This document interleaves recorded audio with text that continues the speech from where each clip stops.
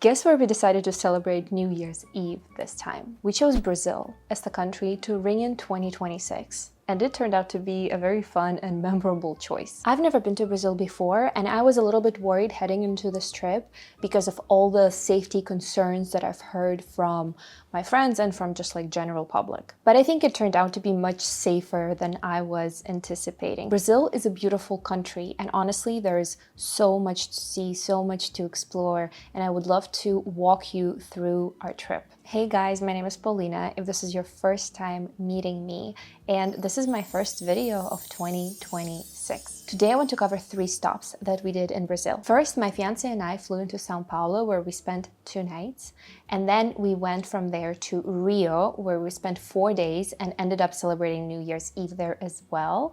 And then we flew to Iguazu for 2 nights as well. And then we had to fly back to Rio because our returning flight to the US was from Rio. Let's start with Sao Paulo. I really love Sao Paulo. If I were to live in Brazil, I would definitely pick this city. I think it's probably the most livable city with plenty of opportunities. And everyone compares Sao Paulo to New York of Brazil and Rio to Miami of Brazil. So on our first day in Brazil, we arrived quite late and went directly to the hotel. The first tip I want to share about Sao Paulo in particular is you can use this rideshare app called Rhino. It is kind of similar to Uber, but they have like really good cars, and these cars are bulletproof, which definitely added to our feeling of safety and security. The Rhino app was very good because the cars consistently felt new and spacious. So upon arriving in Sao Paulo, since it was late, we just headed directly to the hotel and we spent our evening there. So we stayed in Rosewood, and that hotel is fairly new. And honestly, this is the best place you can probably stay at while in Sao Paulo. That hotel is just impeccable. The design is beautiful. I've heard that it was repurposed from a hospital into a hotel, and it is a marvelous experience staying there. We loved our room. We loved all of the amenities. They have a beautiful gym. They have a beautiful outdoor pool. They also have a very good restaurant. And honestly, even the facade of the building is so modern and minimalistic and so beautiful. The hotel is close to Avenida Paulista, which is one of the major avenues in Sao Paulo. And we even walked a little bit around the neighborhood and it felt like Miami. I think this hotel is a must if you're going to Sao Paulo. We only had 1 day to explore the city of Sao Paulo. We started our exploration of Sao Paulo by visiting Villa Madalena, and we hired a local guide to come with us, and he was amazing. We went to Beco do Batman, which is like the Batman's alley, and it was all covered in these beautiful wall murals. So there's a lot of local artists who paint on the walls and create these beautiful art pieces. I really liked the bohemian vibe there, and it definitely felt like a very cool neighborhood to explore. My favorite wall mural was painted from the inspiration by Escher's art and Salvador Dali's art. I also purchased an art piece from an artist who was selling his artwork there on the street, and I will try to find his Instagram and link him down below. After that, we went to Jardim America and Jardim Europe. And these are very upscale neighborhoods. And we stopped in Jardim America and we went into this historical, beautiful church. The name of the church is Paroquia Nossa Senhora do Brasil. The guide that we hired, his name is Elon, and he's a local Paulista. He was born in Sao Paulo, grew up in Sao Paulo, and he was driving us around, showing us everything. For example, he was telling us that there is a big Japanese neighborhood because apparently there was a large immigration from Japan to Brazil, primarily for the coffee industry. So we learned a lot of peculiar facts like that from him. After Jardim's neighborhoods, Elon drove us to the Museum of Contemporary Art. And from the roof of this museum, you have this beautiful sight of the entire city. And we also took a little break eating pão de queijo, which is like this cheese bread. And apparently it's even gluten-free and it's made with tapioca.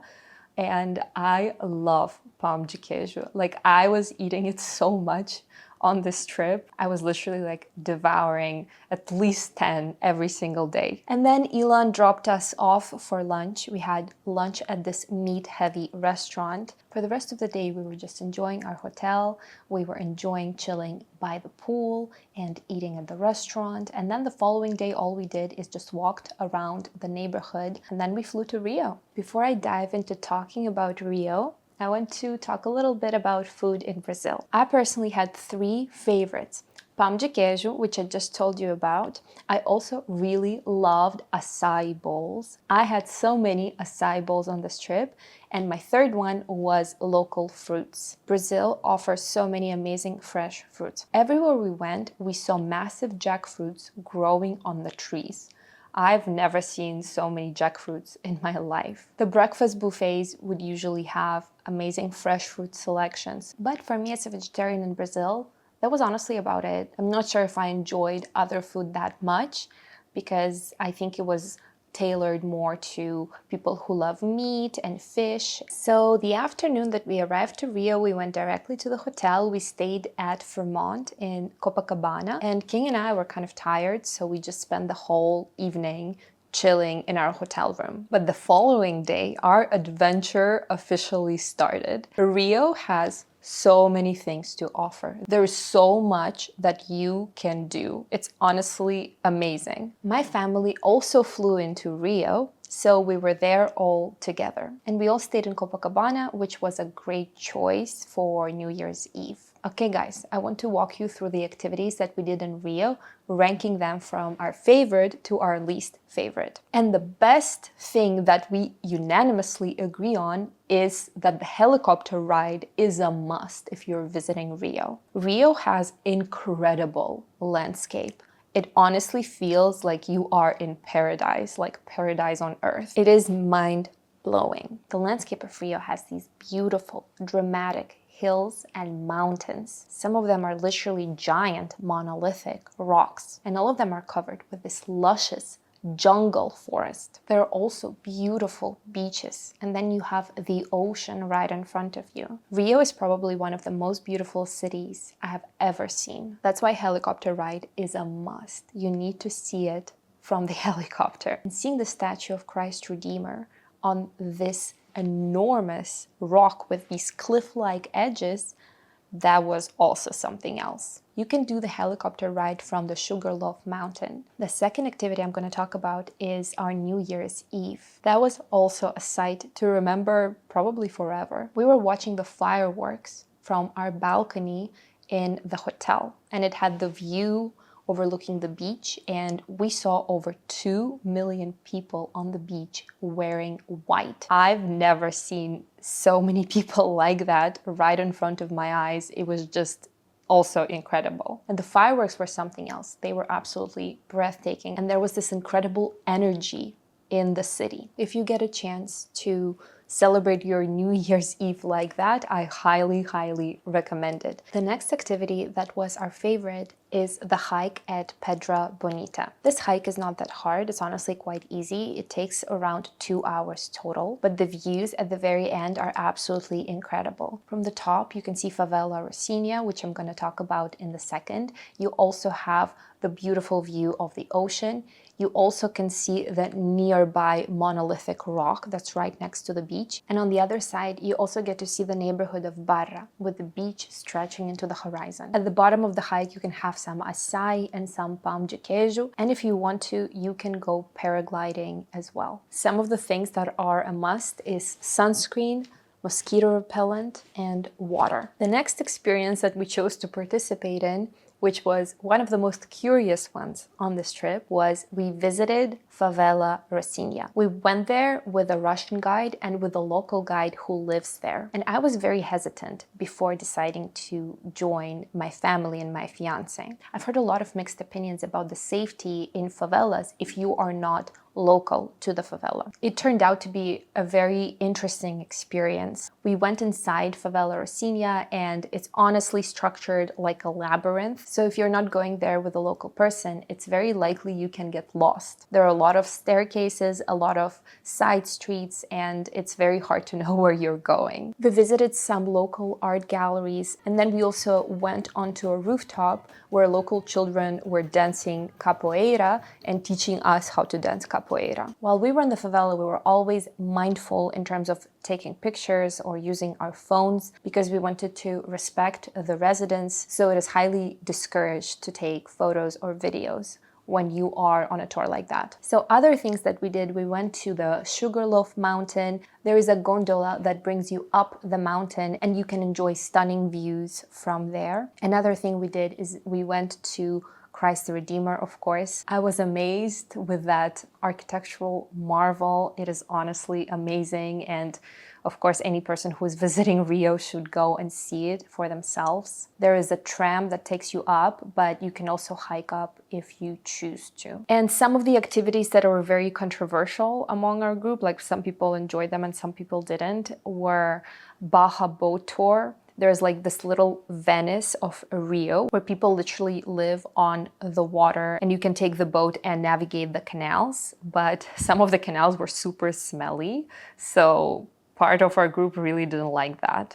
We saw some caimans when we were there. We also saw a capybara. We also saw some other animals there as well, but this one was not our favorite. And then our least favorite was the downtown tour. The downtown of Rio just felt very deserted. The landscape felt very apocalyptic. It did not feel good to be there, even though some of the buildings were amazing. Like there is a building by Calatrava worth visiting. And we also visited a beautiful church that is a part of a monastery next to downtown. So these were all of the major activities that we did while in Rio, but we also went swimming on the beach of Copacabana. There's also a bike lane, so we rented bikes and we were biking along the beach. We also walked from Copacabana to Ipanema and we walked along the coastline. But that was honestly not that pleasant because there was a massive beach party happening in Ipanema that day, and there was just such a massive crowd that we had to like get through the crowd, and it was kind of tumultuous. Like it was not the best experience. We also loved one shopping center in Leblon. So Leblon is one of the wealthiest neighborhoods of Rio, and apparently people really enjoy going to shopping malls and hanging out there.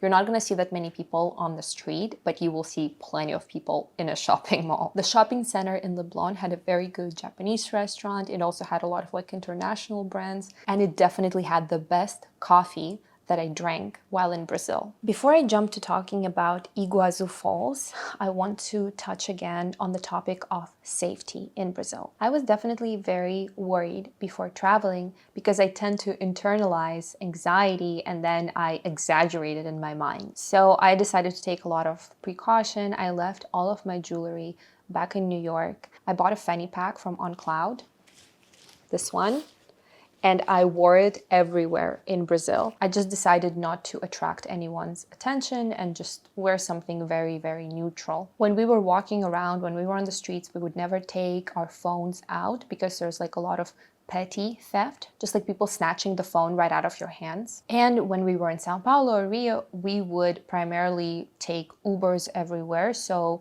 we didn't necessarily walk around like from neighborhood to neighborhood. Thankfully, we didn't have any incidents. The only time I ever saw an armed person in Brazil was inside the favela, but nothing happened. They were just standing there. So my recommendation is just be cautious, be mindful, don't wander around, especially in the neighborhoods that you don't know. Like the only time we were out at night is on New Year's Eve, and then another night we went to hear some bossa nova live music, but everything was usually very chill. And we also saw some local people inside the shopping malls or inside the restaurants wearing jewelry and wearing like branded things, but we did not follow their lead. We just decided to be very low-key during this trip. The last thing I'm going to share before I wrap up this video is our stop in Iguazu Falls.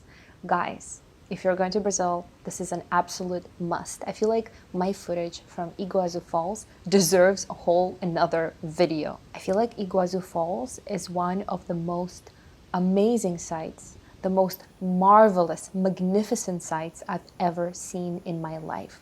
That volume of water right in front of your eyes, it's hypnotizing. Like you literally cannot look away. I feel like this is literally the food for your soul, like seeing those waterfalls. So from Rio, we took a 2-hour flight to Foz do Iguaçu and we stayed at a hotel called Wish. Honestly, we were booking things last minute, so I wouldn't say that it's the best hotel. It's absolutely fine, but if you want something really good, I would recommend going to the hotel called Belmond, and it's located inside the national park versus like our hotel was located closer to the city of Foz do Iguaçu. So we spent 2 nights there and we booked like a 10-hour tour. And the tour started with the Brazilian side of Iguaçu. We experienced the sight of the waterfalls from the Brazilian side first, and then we drove to the Argentinian side and we did a boat tour, which was crazy. Crazy, amazing, but definitely crazy. Like you have to be prepared to be fully soaked. Like we got on the boat and we hid our stuff inside this waterproof bag, and then we headed towards the waterfalls. And Iguazu is like the largest system of waterfalls on earth, if I remember that correctly. And we were brought to one part of the waterfalls and literally the boat went underneath the stream. Like I felt like I was drowning at one point because there was this giant cloud of mist and you couldn't see anything. And then suddenly we were literally under the stream. It was crazy. I was fully soaked. Like I literally had water in my shoes for the rest of the day. So if you're gonna do that, bring a swimsuit and flip-flops so then you can change. Another thing we saw people doing is whitewater rafting, but we weren't even aware of that option. After the boat tour, we went to see the Devil's Throat, and it was also incredible. Like, wow. The footage I took from that podium overlooking the Devil's Throat was just absolutely crazy. Like that image is imprinted in my mind forever, because that volume was just unbelievable. Like how much water could there be? So yes, guys, Iguazu is spectacular. It's definitely a must if you're going to Brazil. I hope you enjoyed as much as I did. So then the last day we just flew to Rio and we stayed at Sheraton Hotel, which has its own private beach, but it was super stormy, so we didn't get to really experience that. But Sheraton is located right in front of the Vidigal favela. So there is this juxtaposition of the hotel and then the hill with the favela on it. That's a really good hotel too if you choose to stay there. But that's it. The same evening, we just flew back to New York. So yes, guys, this is it. Brazil is definitely a must-visit country, and I hope you get to go there soon. Please let me know in the comments if you have any questions. And I also recommend you watch my video on Argentina and Chile. I went there 3 years ago for New Year's, and it was also a very, very special trip. Well, guys, thank you so much for watching, and I'll see you in my next video. Bye, guys.